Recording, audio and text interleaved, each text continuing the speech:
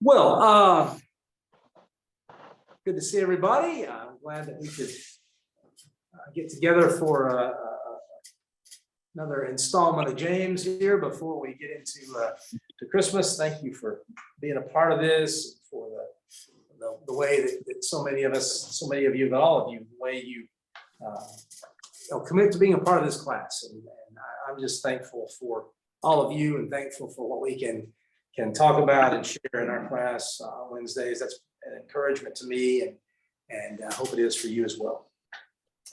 We're in the book of James, and we're going to be in chapter 2 today, mainly. Chapter 1 ends with this encouragement from James to not just listen to the word, the gospel, the story of Jesus, and things that are attached to that and are part of that. He says, don't listen to the word and so deceive yourselves. Do what it says. And then ends the chapter, what we know as chapter 1, with religion that God our Father accepts, pure and faultless, is this: to look after orphans and widows in their distress, and to keep oneself from being polluted by the world. So as we've sort of talked about, James views the gospel and views the message of Jesus as something more than just a collection of facts or doctrines to be taken into the mind and sort of intellectually agreed with. The gospel is to be done. It's to be lived out. It's to be performed in life. And that's not to say that we are saved by what we do. That's to say that what God has done for us in Jesus is supposed to produce something in us. And James wants us to not just hear the word, but to allow it to produce in us what it's supposed to produce. Remember, he talks and speaks in terms in this letter of the word being planted in us. When you plant something, what are you expecting? Growth, right? You're expecting something to happen, fruit to be born, right? You're expecting production, produce. And so with that kind of language, it's no wonder that he expects that we would hear the gospel and then do something, do it, respond to what we hear with action, whether it is watching our tongues, whether it is taking care of those in need. There are things that the gospel should produce in us. And so James is real interested in that. And that's really, if you want to sort of boil down his sort of an organizing principle for his letter, that's it. Do what it says. Do what the word tells us to do, and be what it tells us to be. And as we turn in chapter 2 to a sort of what sounds like a different subject, it really is an extension of the same subject, to do what the word wants us to do. And so he starts in verse 1. My brothers and sisters, believers in our glorious Lord Jesus Christ, must not show favoritism. So we start with that. If you're a believer in Jesus, and he called, how does he refer to Jesus? What are the words he uses? It says glory. The glorious Lord Jesus Christ. Very formal sort of title, right? So what he's doing is he's sort of setting up Jesus as this glorious figure, this glorious Lord, under whom we're supposed to bring ourselves, bring our hearts, bring our actions, bring our daily lives. And the way he's turning here is that he wants to talk about this idea of favoritism. How have you experienced favoritism?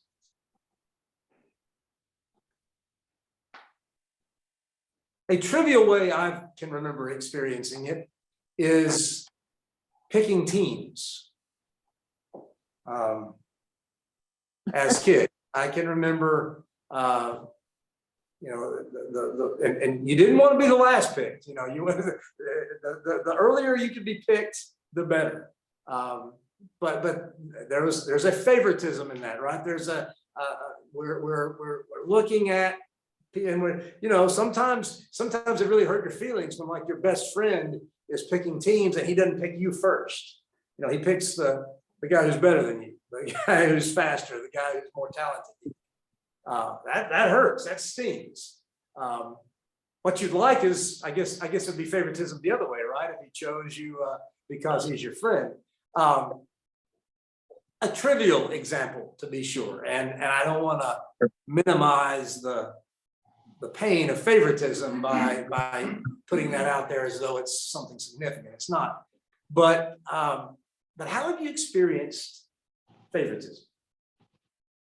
And which side have you experienced? Have you experienced the advantageous side of favoritism, where you're chosen ahead of someone else for whatever reason? Or have you experienced maybe the downside of it, the dark side of it, where you're overlooked, passed over because of something? I think we've all the upside of it, and we've probably all experienced the downside. I can certainly say I think I've experienced the upside of it more than I have it now. The upside. That has to do with a lot of things, probably partially my gender, partially my race. I've experienced the upside of it much more than the down, probably. Right. For me personally. It's a painful thing to talk about, probably, for people, especially if you have been on the short side of it. It can be a difficult thing, no doubt, to talk about. And it's a painful experience, I'm sure. And that's, James says, one of the ramifications of the gospel is we don't show favoritism. We can't show favoritism. So what's the example he gives? Somebody want to read 2 through 4 for us?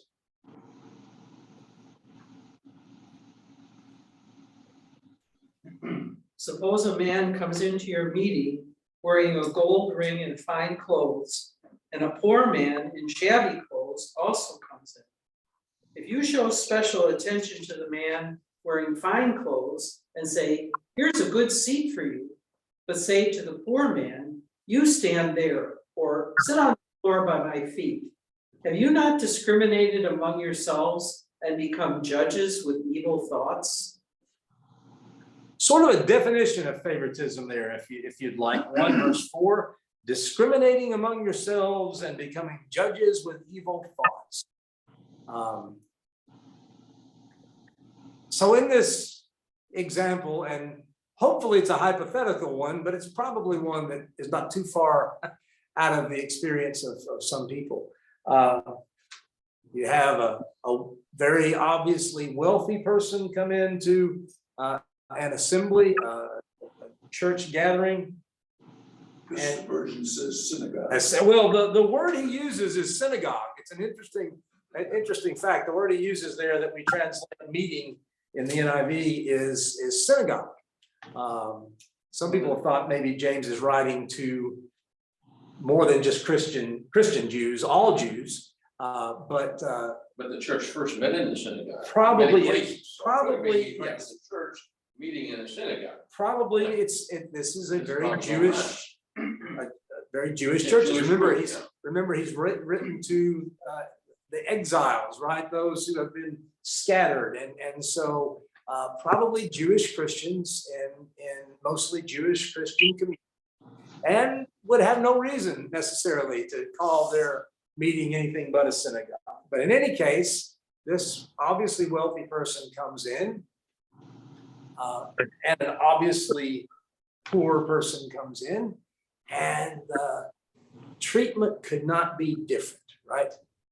The treatment could not be the wealthy person gets the good seat, the seat of honor, whatever that might look like, and the poor person, they can stand in the back, or they can sit on the floor here by someone's feet, and you see this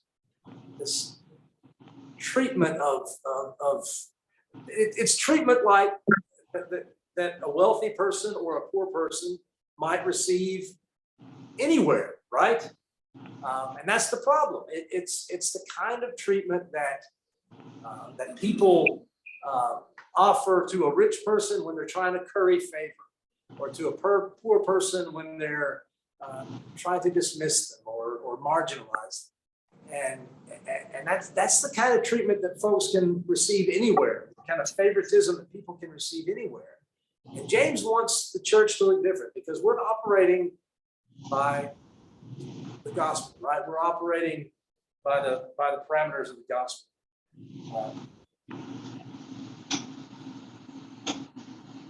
Are wealthy and poor people still treated differently in our world? Yes. How about in the church? Yeah. Are wealthy and poor people treated differently even within the church? Hopefully not. But I think there's probably some that doesn't want. Yeah, I mean, Covered up pretty good. I think it's certainly not unheard of within the church that we can treat people with two different standards based on wealth, based on economy. How about other examples of favoritism that you might see either around you or hopefully not, but potentially even in the church? What are some other examples of it? You want extreme or shallow? Extreme would be the Holocaust. Hitler preferring the German people, Gentiles, over the Jews. Sure. And the gypsies and homosexuals. Now that was favoritism and extreme, right? Hopefully we never see that again. Right. But that's what it can lead to, unchecked. You're saying it's a form of hate. We're not seeing it really extreme, but we certainly are still seeing that type of discrimination. Well, that still goes on. in Smaller settings. Not like Hitler. A lot of still anti-Semitism and right, you just a well, there's all kind of based on language, on ethnic background, just people who look a little different from we do. There's I think this is a universal human tradition or condition, is that you don't like to see someone, or you feel uncomfortable around someone who's different from you. And so you treat them that, and also I think again, it seems like a universal human trait that you, in order to make yourself feel better, you try to find someone to blame for your troubles, or someone who you think is responsible for bad things that happen. And sometimes it ends up falling on a whole group of people who certainly, have nothing to do with it, but yet they're singled out for whatever reason. It's easy to run the church the way we run our other organizations, and to make it sort of a corporate structure where everything is merit-based. People get preferred because of different qualifications. Intelligence, for example, and especially in the church, we need to be willing to work with whatever talents the person has, that person along, help that person grow into a role where the person feels needed and appreciated. We kind of talked about this in our class about why people leave the church.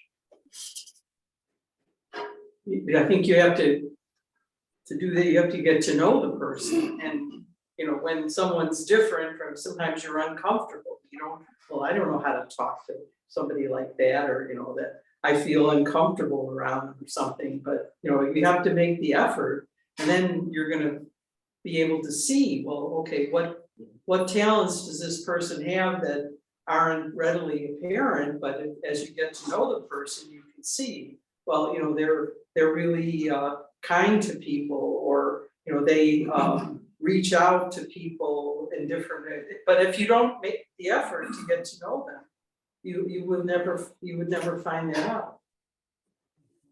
Somebody mentioned merit. That's what we're struggling with right now. To what extent is decisions or distinctions based on merit? Is that a respect of persons? Or is that okay? In what context is it okay? In what context is it respect of persons? Well, yeah, but, and I agree with Alan, but and a couple comments. So first of all, I wonder whether James' comment, even when he made it, was countercultural. Because I happen to know that even today in Jewish synagogues, when you get to the high holidays and there's going to be limited seating, the best seats go to the biggest benefactors of the temple. And the seats are sold. And when I found that out, I thought, you're kidding me. And she's, no, that's just the way you do it. And I thought, And as an insert here, it is not unheard of in some historic churches to do the same thing at Christmas. yeah, but certainly not amongst us would we sell. See, that being said, Fiddler on the Roof, right? There seemed to have been a natural idea that you respect the wealthy, and that they get more attention. That's what Tevye really is thinking. If he were a wealthy man, he would be respected and the like. And the early church actually, I mean, the Gospels seem to actually be more suspicious of wealth than laudatory about wealth. But in America, we also tend to idealize the wealthy. So there's that. Other thing, though, you were asking, are we shown favoritism? Well, that's a big movement right now in our culture right now. And, I'm American, white, male, and reasonably wealthy, right? People are calling out now that I have probably many times received favorable treatment compared to others from other countries or in other conditions. And Patrick, you'll be impressed to know that I actually remembered something you said in a sermon. Amazing, right? Now, I'll make that happen. yeah, I know, but you mentioned, and it really struck me. I've even thought of getting a t-shirt, but my wife points out this would not actually be good on a t-shirt. You brought to my attention the phrase, when you're accustomed to privilege, equality feels like oppression.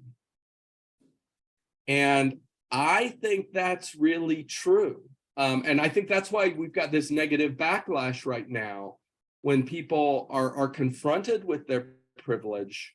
They're reacting very negatively to that because now they think like, well, you mean you're going to take that away from me? Well, yeah, maybe we do, but that doesn't mean you're being oppressed here. So this is a big dialogue in our country. And I think it's something the church should be very attuned to. I mean, we don't want to discriminate against people because they are fortunate or because of their status, but we do want to be sure that we're not giving into these sort of implicit favoritism that's out there either. And I think maybe Alan, when he talks about merit, I'm sure that's what he's referring to, that we should be judging people on their strengths. But even there, we may have to do some equalization, mightn't we? Because it might be very easy for us to favor somebody who has a lot of education, say like it's a doctoral student or something like that, and then not favor as much somebody who maybe doesn't have that much, but actually, if we got to know them, we would realize is a very devout person. And again, I'm not casting stones at us at Northwest, because I think on the whole, we've done a good job, but I'm sure people could criticize us from time to time because these things are very hard to get over. Sorry, I talked a lot, but. No, Well, excellent what's thought, you know. what stands out to me is the whole gender divide. The privilege shown to men versus women. And gosh, a myriad of places, employment and church and social settings.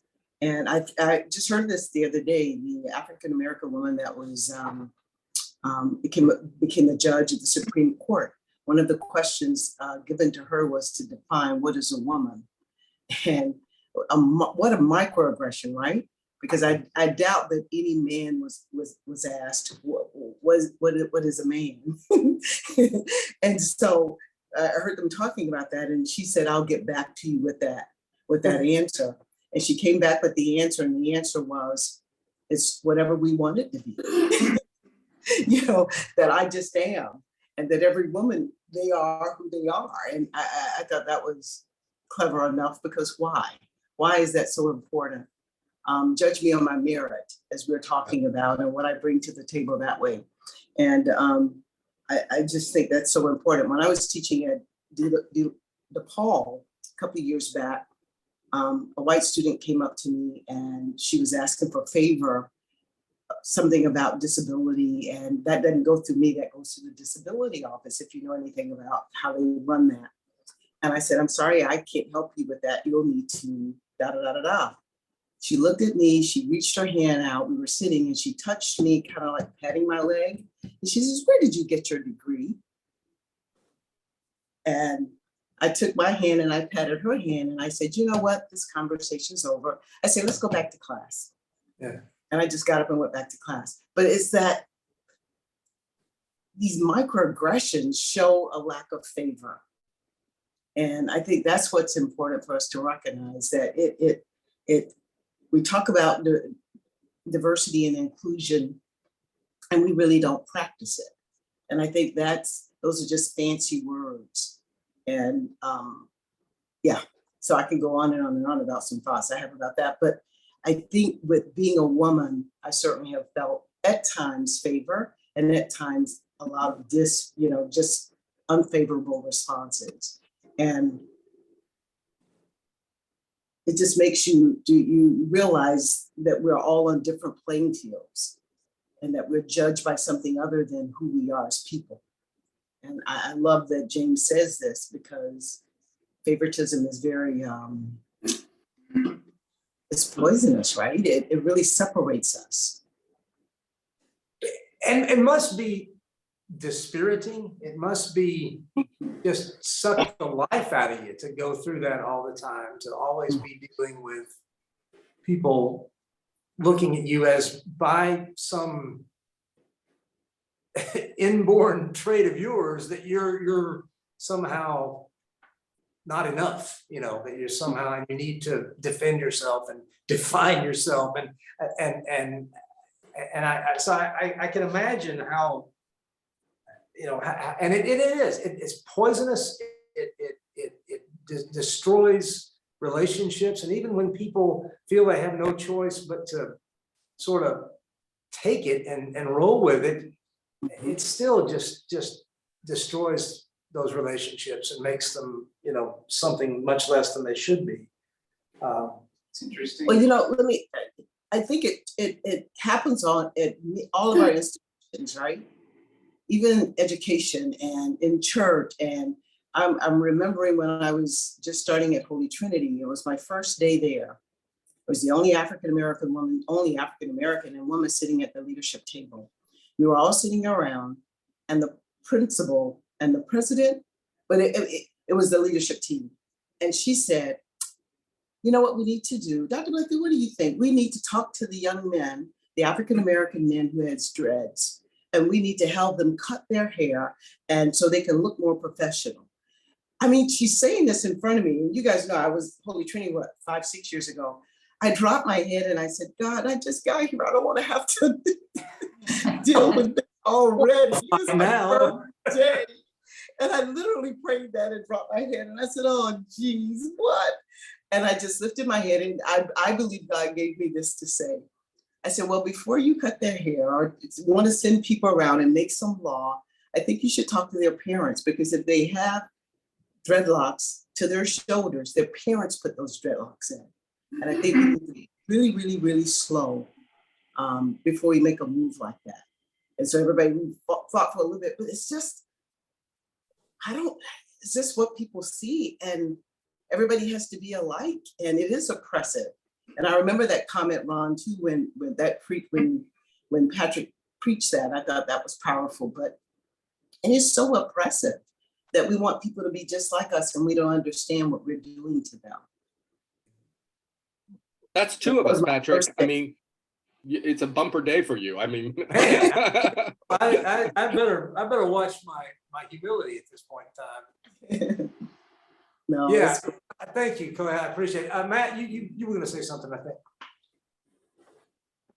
It's interesting what James doesn't say, which is that, well, you should have taken half of what the rich man was given and given it to the poor man so that they had the same thing.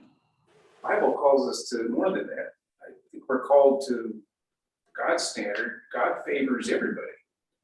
Not in giving them the same gifts somehow. He gives us all different gifts so that the body is a diverse one. But he favors everybody in different ways. I think that's favoritism in that sense is the goal. The problem is that it's selectively applied, and James is an example of the others that we're talking about. If that's where the discussions break down. We think we have to establish this imaginary baseline and force everybody to be at whatever that baseline is. Scripture avoids that entirely.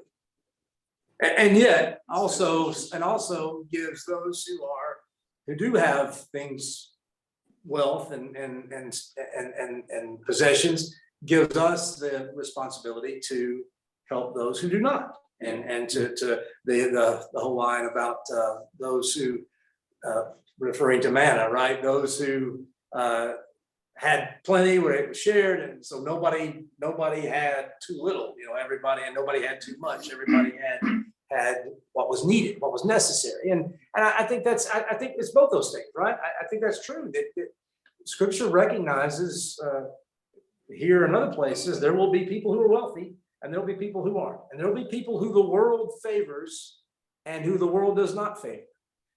That's always the situation. That's always what we live with. But in the church, among God's people, it should be different. Sadly, it isn't always, but it should be different. We should not have that favoritism. We should not, and he talks about verse 5, this is the gospel, right? Has not God chosen those who are poor in the eyes of the world to be rich in faith and to inherit the kingdom he promised those who love him? But you have dishonored the poor. That's a gospel argument, right? Jesus talked about lifting up those who are humble and humbling those who are exalted. This is a gospel argument that God cares for the poor, but you don't. And in fact, you're dishonoring them, and that shouldn't be, he says. And you could put in there as well, in our own culture, other situations, whether it's gender, whether it's race, other situations in which there are those who are favored and those who aren't. But in the church, we must have a different way of seeing the world and seeing people. And we must not give in to those standards of favoritism. He says, is it not the rich who are exploiting you? Are they not the ones who are dragging you into court? Are they not the ones who are blaspheming the noble name of him to whom you belong? I don't know exactly what the background is there, but it certainly seems like there's some economic injustice on the part of some wealthy people. And James is saying, look at you. You're disparaging those who the Lord loves, and you're honoring those who are dragging you into court and dishonoring you and dishonoring them. James does not pull punches very much, right? He's pretty straightforward. Well, it is pretty clear that James, towards the end especially, is pretty down on some of the rich, and so that's pretty obvious. But actually, you can draw a parallel to what he says about people who have knowledge too. Yeah. Because there, he says, if you have wealth or abundance in knowledge or supposed wisdom, right? You better be careful, because there's a warning to teachers there. So I think anytime you've been given an abundance of something, implicitly, I would think there's a warning that you need to be a good steward of that and use it correctly. So it's not just about material goods. It's also about knowledge and wisdom and those other things. How about influence? How about power? How about privilege? I mean, all places where, you know, some of us can say, look, we've got more than somebody else. And so we can't operate on those standards. And think about some of the instances, even like around Christ's death, where people probably use some of their privilege in a dangerous time, in a dangerous way, to get access to his body, to bury him. They extended themselves and used that power that they had. They were good stewards of what they had been given. So anyway. You know, I was thinking about favor too. I like when I'm shown favor, and especially, you know, I like it when I'm uncomfortable with it, when it seems like others are being forgotten or not pulled in, and that doesn't make me a better person, but I like it. And I think that's what the point is, I think we all enjoy being shown favor. And what I think James is saying, but it shouldn't put somebody else down when you are favored. And that's what privilege is. Privilege isn't because you're a white man. Privilege is because when people see you as a white man, I give you the favor. I show you favor. And that's what messes it up. Then how do you take it? Do you just, you know, forget the other people around you? Here's another story. I walked into a Starbucks standing in line, and I was there and it was a long line. This is years ago too. A white dude comes in, he skips in front of me, and he's talking to his friend supposedly. And then as the line moves, he keeps moving. And so I tap him on the shoulder. I said, excuse me, I think I'm next. And so, you know, and he looks back and I said, come on, you know, I'm sorry. I don't feel like really giving privilege today or something. I said, it's smart. I've been very yucky. But anyway, so he's like, and he goes to the back of the line. It's what we offer to people that makes them privileged. And I think when we see that, when we receive it, I need to turn around and give it to others and not just hoard it. And because favor is a good thing. That's what God shows us, is favor. But we then need to give it back. And most times we don't, we hoard it or. I think that's a really good way to look at it. You know, we can take it, as Ron talks about, the abundance.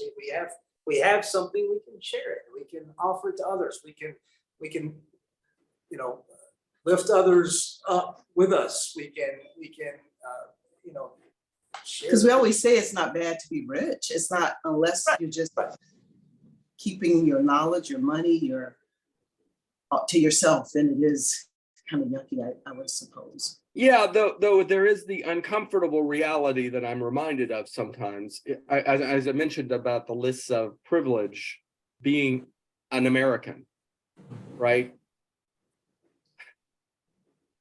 If we were really focused on not favoritism, that would dramatically impact how we looked at a lot of issues. When we looked at the worldwide community and our brothers and sisters worldwide. And that would really change our perspective on a lot of choices, I think, that we make, or at least maybe some of us maybe keeping that fully front and center. But it's difficult. Yeah. Doesn't really work with the administrative state that we've set up. Administrative state only knows how to function in terms of some sort of uniform standard that gets applied to everybody. It's a lot of work to get to know people individually. You think how much better education would be if it was needs-based and individually based, catered to people's strengths and address their intellectual deficits and things. I mean, we try to do that for certain special needs students and probably still fail at it. everybody should have that, but it's. Every administrative agency was called to that standard. And it would cease to function as it's currently set. Hopefully, we in the church have the resources to. That's why it's not easy. It's not just coming up with some arbitrary uniform standard and making everybody Borgian. Yeah, and I think you're right. I think that, I mean, our world is organized on the principle of, mass, we gotta educate children in a certain way and, okay, we'll try to catch them as they come through. But in the church, we're not bound to that. We can do things differently and should. Not only can we ought to be, seeing things differently and doing what we can or what we're able to do, what the Lord calls us to do to live out the gospel. And again, it's living out the gospel is the point, right? We're living out the fact that God showed favor to all of us, right? And so we can then share that with those around us, and we aren't bound by the same standards that the world is bound by and has to live by. Perhaps we can do something different. But this is why in our society, the idea of representation and, action to address these historical inequities is so important. And it's important even in the church, because that congregation that James was talking about would have probably been less likely to show favoritism if the synagogue rulers or the congregational leaders were not all wealthy Jews. And if there were some poorer people who were the leaders, they would supply that missed perspective in these kinds of situations, because sometimes it's hard for us to step outside of our perspective. And so having that other representation there to provide that context and catch those things in a Christian manner, recognizing we all have problems in that respect, it is important. I have been blessed being in a congregation in which we do have some people who are different from me in a lot of ways, and it's been good for me to hear that and to hear that perspective. I see, just as an example, and I don't not to get overly political, but I see immigration issues so much differently than I did when I came to Northwest, largely because I know people who, cross the border in less than ideal circumstances. I'm brothers and sisters, they're my brothers and sisters in Christ. Not only do I know them, and I see things a lot differently because of that. And I think that's a good thing. I think that's a positive thing. The same with racial issues, the same with gender issues. I see those things differently, I think, than I used to, largely because of those relationships I had. And so I think you're right. I think that's extremely important. James refers to the royal law found in Scripture. Love your neighbor as yourself, which of course is Old Testament. It's Jesus, one of the two hooks on which Jesus hangs everything else in the law. Love your neighbor as yourself. James calls it the royal law. I think it's the royal law because it supplants other laws, right? It's above, when the king gives a decree, that's the law of the land, right? That's why it doesn't matter what the governors have said. It doesn't matter what the other minor officials have said. If the king says something, this is the way it is. And James says that the royal law supplants everything else. You love your neighbor as yourself. And that's central. That's right at the heart of the gospel, right at the heart of who we are as believers. If you show favoritism, you sin and are convicted by the law as lawbreakers. And it gives the example of how, if you don't murder anybody, or you don't commit adultery, but you murder, you've broken the law, right? And so he's saying this royal law, don't break it. Don't make the mistake of failing here. Speak and act, verse 12, as those who are going to be judged by the law that gives freedom, because judgment without mercy will be shown to anyone who has not been merciful. Mercy triumphs over judgment. Why does he say that? Mercy triumphs over judgment. What's he getting at?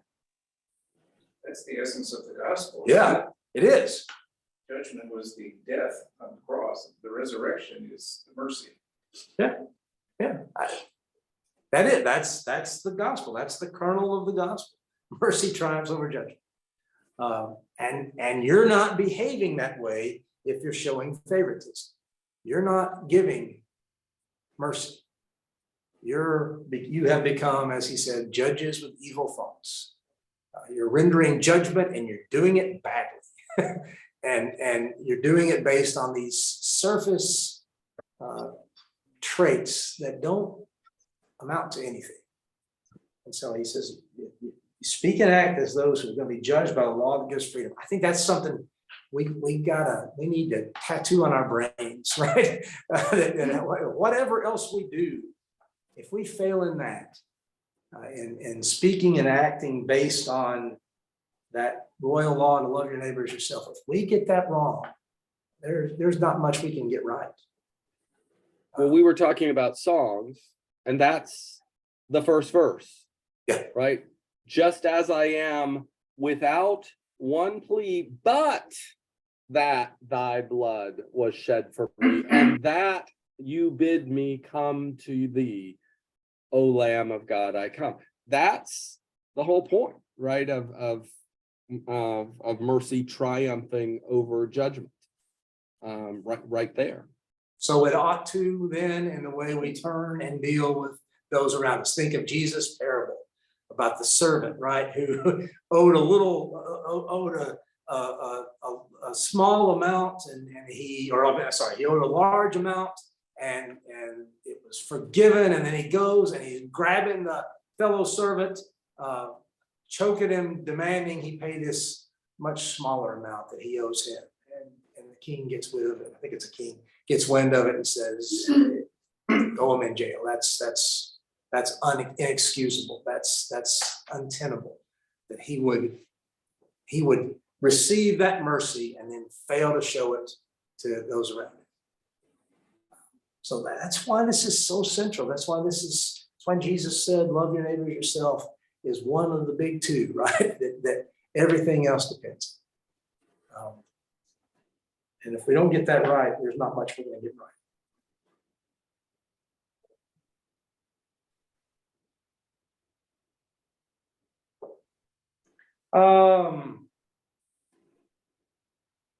Other comments? Don't we use the word mercy interchangeable with forgiveness and grace and favor?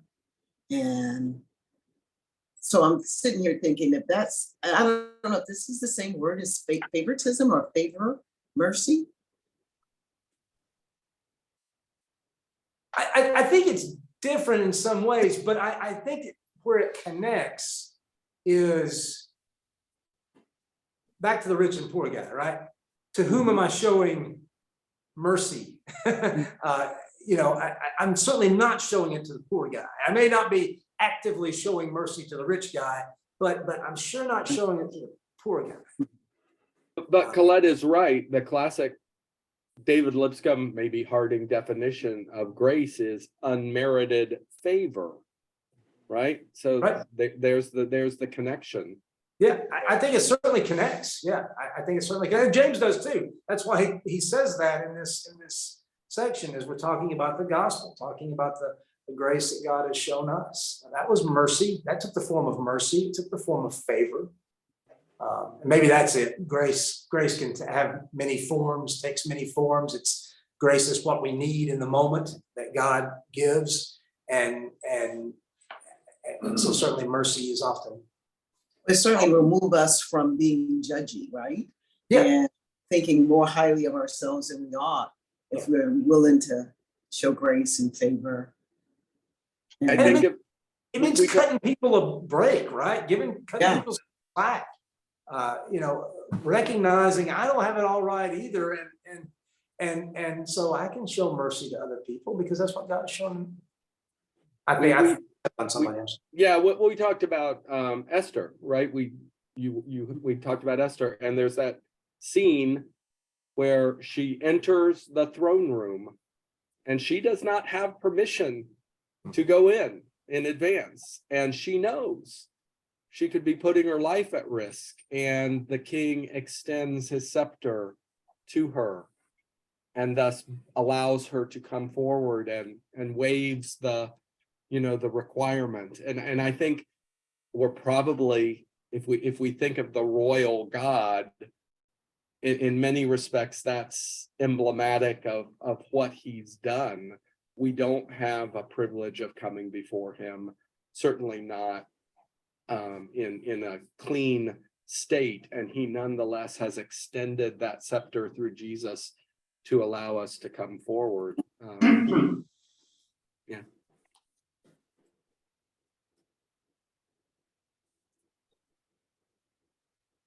Getting back to your example of being picked first in gym class or whatever with your dividing up teams, I was always last.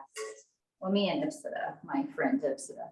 So I think that if I had ever been picked first, that would have been a mercy. Yeah, right, absolutely. Well, me too, me too, most. That would have been Yeah, true Yeah, mercy. absolutely, absolutely. Unmerited favor. I didn't usually go last, but I didn't go first either. Yeah, and it would have been, and the times when your friend was one of the captains and your friend did pick you first, felt good. It's good to be shown favor, good to be shown mercy, to know that you count, even though maybe you don't have some of the things that other people have.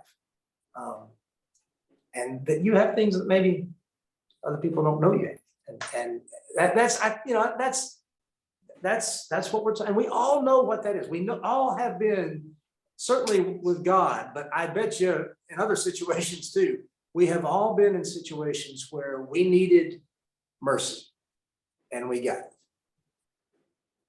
And we know what that feels like. And we know that we also are responsible as recipients of the gospel, as those who hear that word. We're responsible for showing mercy to those around us. And it doesn't look like favoritism. It doesn't look like the same treatment they're gonna get down the street at Starbucks or wherever. It's different.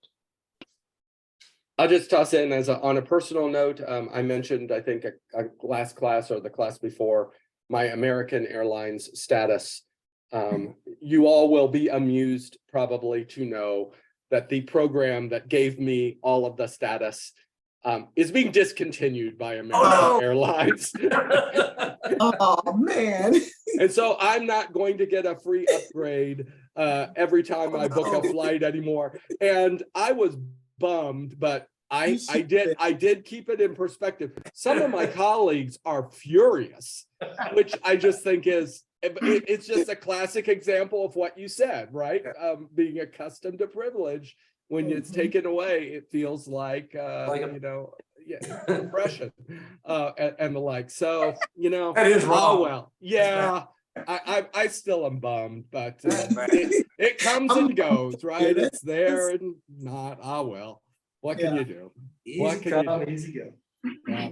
Before we close, Perry got a text from Ethan White just a few minutes ago. Yen's father